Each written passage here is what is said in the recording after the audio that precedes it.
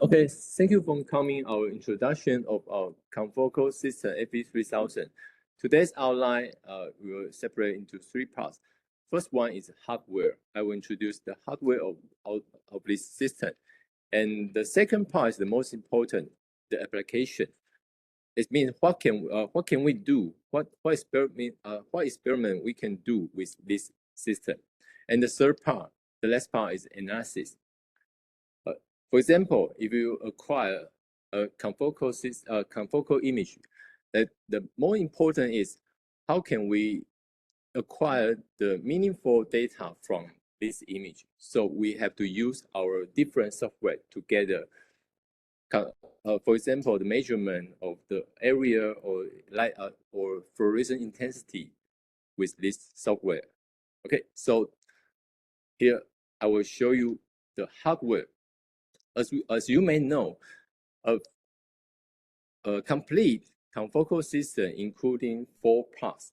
The first part is the microscope, right? No matter upright or inverted microscope, but most of them, they are inverted right now because not only the cover slip, we can also use the wheel plate or dish with the inverted microscope.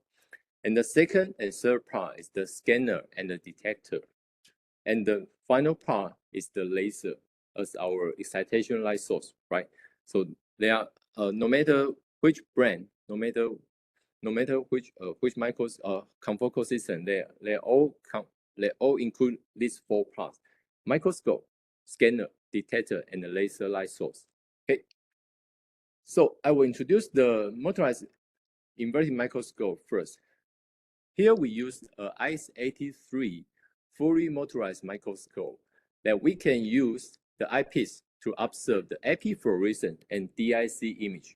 Okay, the fluorescent including 3 different color and DEPI, FITC, and TRITC with our eyepiece, and then we can use from 1.25 magnification to 100x, and the DIC image is just like this. It's different from the phase contrast we use in cell culture room. That's more solid and more detail, that we can find more detail in the DIC image. But please remember, when you want to use the DIC image, we can use only from 10 to 100. Okay.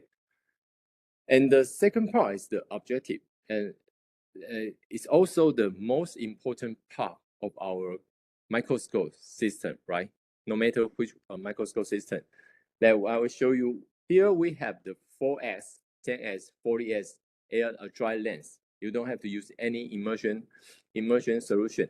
And we have 3 very different objectives, including this one. It's an ultra low magnification, 1.25 air lens, dry lens. And the other one is the long working distance, high resolution 20S, this dry lens. And the final one is this one, the 60 oil lens, that we have the super correction function with this one. And if you want to get higher magnification, then we have the maximum magnification is 100x. Okay, so I will emphasize these three objectives.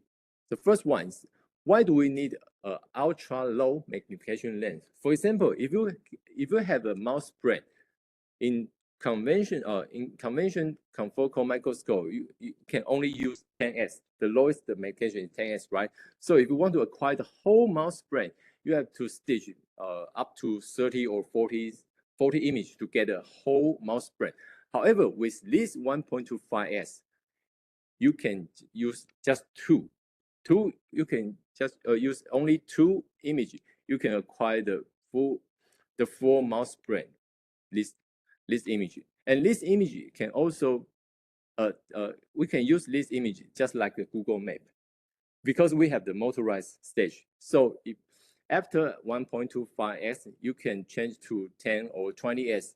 For example, you can make the motorized stage move to here, so we can get higher resolution image with this part. Okay, the second one, that's a very special long working distance, because we know for normal long working distance 20s, of course they got a longer working distance, but the resolution is not so good. So we make a very special long working distance high resolution objective like this. The NA means the resolution of this objective. We can up to 0.7. It's very, very high because for long working distance, if you use the traditional 40s long working distance, the NA is only up to 0.65. However, this one with 20x magnification, we can go up to 0.7. It's a very high number for the resolution. And the working distance, the longest working distance, we can go up to 1.8 millimeter, which means you can use the normal cover sleeve and also the normal wheel plate. You don't have to transfer your sample to the cover sleeve anymore. You can use the normal plate. You can just bring your wheel plate and you can use this 20S to get a high resolution image, just like this. For the sample like this with conventional normal 20S, it'll be like this. And for this one, we can get a brighter fluorescence and a higher resolution for the face contrast. Yes, we can use this one. It's equipped with this system now. And this is the super correction for sorry for the Chinese. And as you may know, for different light, when it goes through the objective, it will cause the chromatic aberration, which means the different color will focus on different position, right? For X, Y, or Z. But for example, like this, green for the blue and the red light, and the XY aberration is about 0.2 micrometer, and the Z is more than 0.5 micrometer. However, this lens we can compensate from 405 to 650 nanometer perfectly. So which means if you want to observe two color is in the same point or not, you can use this one to get the best colocalization result, because no matter X, Y, or Z, it's almost achieve the super correction. There's no any chromatic aberration for this objective. So if you want to do the colocalization experiment, this objective is the best choice. So if both the dyes have same, are you saying that if both the dyes have same emission wavelength, still we can do the compensation? No. Not for the different light. Yeah. For example, if you have the green and red, and you want to make sure if they are in the same point or not, you can use this object to get the best resolution, best result. Okay. But we need to select the dye very carefully, right? If the excitation wavelength is very near, we cannot use two type of dye, right? Oh no, you can just care about we just need to care about the emission. The emission range, the compensation emission range is from 405 to 650. So please use the fluorescent dye in this range. Okay. Only the emission. Yes, only the emission. You don't have to care about the excitation. Okay. Yes. So I just want one thing. Like if something is nearby 410, suppose, and suppose there are two dyes. One is around 410 and the other is around 650. I think that image will be more sharp, right? You mean? I mean that if two dye, yes, emission is separate. Yes. Like one is around 420 and other is around 600. Yes. So that in that case the image will be more sharp. Right? It's hard to say. Because if you have a two dye, yes, and their emission is very nearby. Yes. Like one is 500 and other is 520. The image will be not very clear. Oh yeah, sure. But actually, it's a different situation. And what do we do here is, if you want to use two different dye and to label two different, for example, two different dye with the same organelle, and you want to make sure these two different proteins they are in the the same position of this organelle, then you can use this objective to get the actual result. Okay. Are we good? Am I clear? Okay. Okay. Thank you. Okay. Then let's talk about the laser light source. You don't need to care. You don't need to read all this. You just need to remember we have 4 different laser wavelengths here, from 405, 488, 561, and 640, which means we can get the DEPI. Sorry, it's mistyping. DEPI hertz, and 488 is for FITC EGAP, 561 is for TRITC DS ray, and the 640 is for RSR 647 actually, and Sci-Fi. Okay, and it already covered the most range of the fluorescence dye in the market. Okay, so just remember these 4 wavelengths. Okay, and this is the scanner.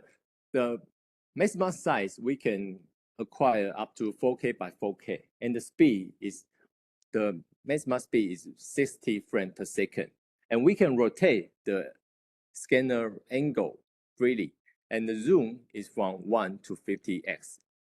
And our scanner is a little special because we use a silver coating, which means the silver coating is the red line, and the aluminum coating is the green line. You can see here, with the silver coating, we got a higher reflectance. So we get a better efficiency for the no matter excitation or emission efficiency, right? So with this scanner, we can also do the high-speed image recording, high-speed moving, okay? And the most important part is the detector. And our detector uses a technology called the cooling gasp. And you just need to remember we use the VPH. It is a spectral system, which means as long as your fluorescent dye, the emission is from 400 nanometer to 800 nanometer, then you can use our detector to acquire your fluorescent dye. Okay, as long as inside this range. Okay, and the maximum width is up to 100 nanometer. For example, if you want to acquire green fluorescence, then we can capture from 500 nanometer to 600 nanometer. This is the best, the maximum width of our system. And you can see here, why do we use the gas PNT? Because for traditional confocal microscope, they use the multi-alkali. You can see here the quantum efficiency, which means the sensitivity. When the wavelength, when we got a longer wavelength, and the sensitivity is much lower, right? Lower and lower. However, with this gas PNT, we got a much higher quantum efficiency, which means the higher sensitivity for this range of the fluorescence. And we have a very special called the cooling technology, which can reduce the dark current. You can see here, there's a lot of noise and background, right? And some of them, comes from the dark current. So if we can make the detector cooler, so we can decrease the background and noise, just like this, we can get a higher signal to noise ratio of our image, okay? And we also have the autofocus system that can help us to maintain focus. For example, if you want to acquire the XYT to record a movie, then we can use this 790 nanometer to maintain our focus. And we have two different modes. We call it one shot. For example, if you want to acquire the image every 5 minutes, you can use the one shot. And if you want to record a very short term of very short term movie, then we can also use the continuous. You will maintain our focus, always maintain our focus in a short term. For example, 36 or 1 minute, always on the same focus. The continuous we can do in our microscope. Can we perform the continuous study? Yes. Yes. Is there any time limit? Any time limit is there? Like how much time we can do this? You mean for the continuous? Continuous, I remember maybe 30 minutes or something. Then we can check. But the continuous mode is for the short term. For example, maybe less than 5 minutes or something. If you want to get a long movie, then I will recommend you to use the one shot. Yes, every 5 minutes, every 10 minutes, you can just use one time. Before we start to acquire the image, right? Okay, the second part is the most important part, application. It means what can we do with our confocal system? With our FV-3000 system, of course, we can get a very clear XY image, right? And of course, because we have the pinhole, we have the confocal pinhole inside, so we can remove all the out of focus light from our sample, so we can get a 3D SYD lead stack image like this. For example, this is the pollen, and this one is the 3D model of the neuron. Okay, and for the XYT, we can also do the movie recording just like this. For example, this is a live cell with a fluorophore. Fluorophore is a calcium indicator, which means if the cell got a higher calcium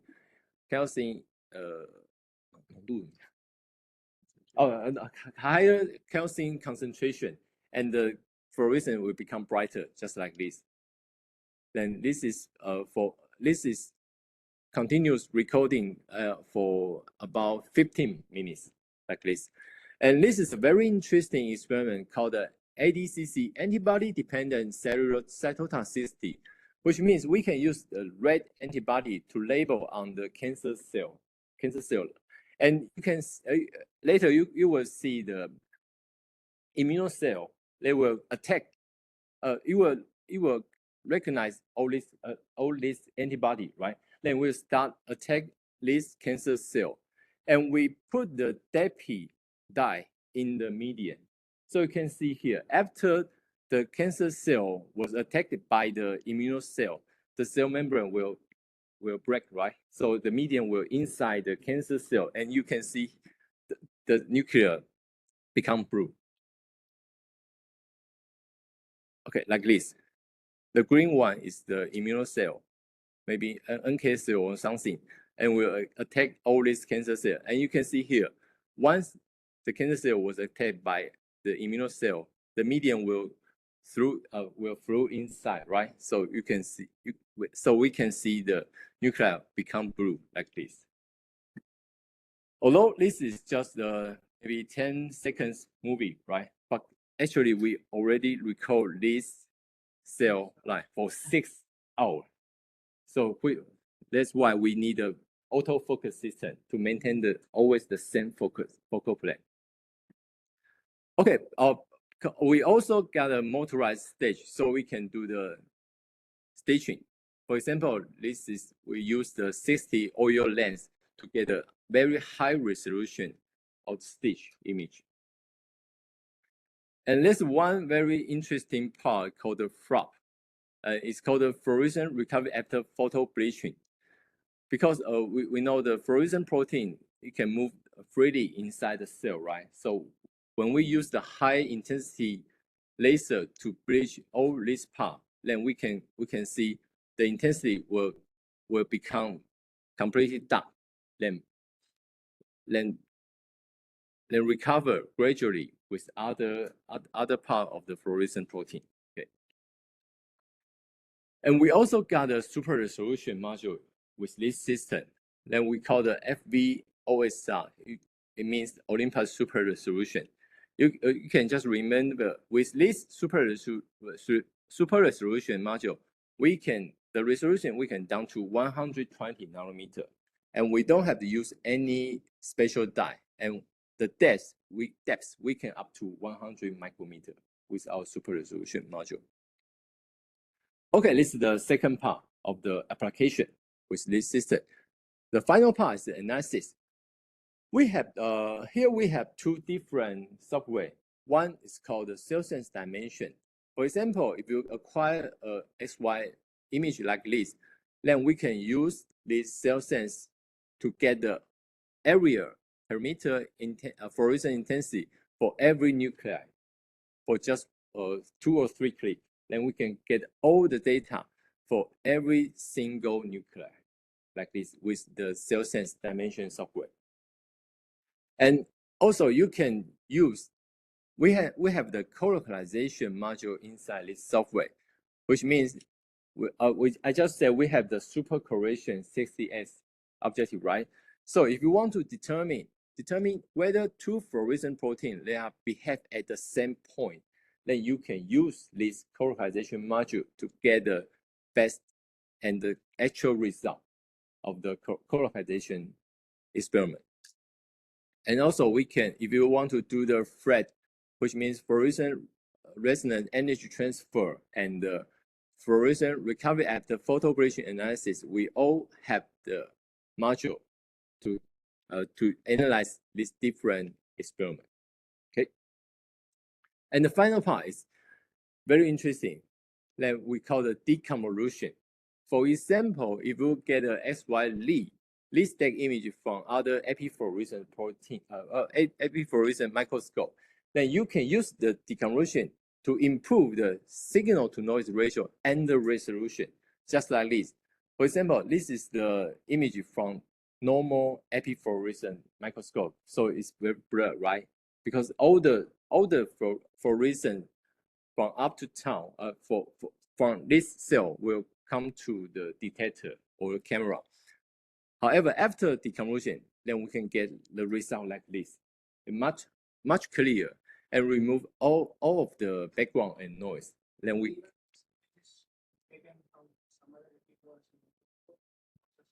yes, and also if you acquire the image from confocal system, you can also use this module to increase the aspect ratio and the resolution. Actually, most of the microscope company they are using this module right now to improve the resolution. Okay, the final part, because with the confocal system we can get a 3D and 4D image, right? So we have to use the images to get the volume or surface, and we can also do the 3D and even 4D tracking. Just like this, we can get the volume and the surface of this protein. And the most important tracking, actually, if you want to do the tracking, you should do the XYZT, because one cell, they will not move on the same XY dimension, right? Also the Z dimension. So we can use this we can use the images to do the 3D and 4D tracking like this. In all these 3D dimension, we can get the length and the speed, and we can track up to thousands of different particles inside our sample like this. Okay, so if you want to do the 2D analysis, use our cell sense dimension. If you want to analyze 3D or 4D image, please use this images. Okay, here are the 3 parts of our FV-3000 confocal system introduction today, including the hardware and the application and some of the image analysis. Do you have any question? One question. Like, if I make a sample in a 96 well plate, 96, yeah. If I make a 96 well plate, and is it important to use a black plate where the fluorescence cannot be overlapped? Is it something like that?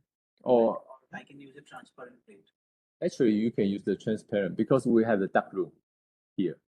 Yeah, so means the fluorescence from the side well of the sample won't be interfered. Well, because we have specialized plates. We have specialized plates where sides are black and the bottom is transparent. Like that plate also we have. Okay. If you consider about this, of course the black one is better. Yes, sure. To get rid of the influence from other well, right? Yeah, because the dye will be everywhere. In the other wells also there will be. Oh, but because we have the confocal pinhole inside of our scanner, so I think it shouldn't be a problem. I think yes. I think you can also use the transparent is enough. Of course, the black one is much expensive, right? A bit. A little bit, just a little bit. Yes, but for point scan confocal system, I think they won't be a problem.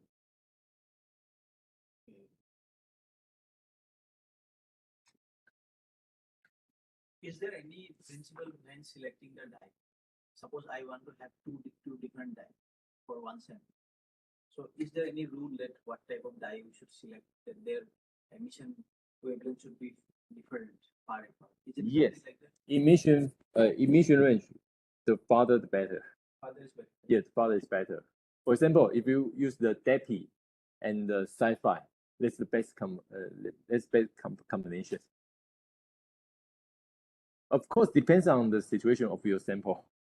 Sometimes you just can use the red and green. But for our spectrum system, I think it will be no problem, unless you want to use the GFP and YFP at the same time. It will be a problem. It will be a problem. Yes, because they are too close. Very close. Yeah, very close. GFP, green and yellow, they are too close to each other. Yes. When I use the plate, I cannot magnify more than 20x. The maximum I can get the focus is 20x. When I try to focus on 40x, I cannot get the focus. Yes. Let's because it depends on the working distance of our objective. So if you want to get higher magnification, you have to use the thinner, but I mean the glass button well play. Oh, the glass bottom will play. Yes, it can work. As long as the how to say, as long as the button, I mean the button is 0.17 millimeter, then you can use any magnification of our system. I use the plastic. Yes. As long as you use the thin button well play, then you can use up to 100x. 0.17. Yes, 0.17. You can refer to do you know the company called EBD? EBD. Yeah. That's a very famous. I think they have the same.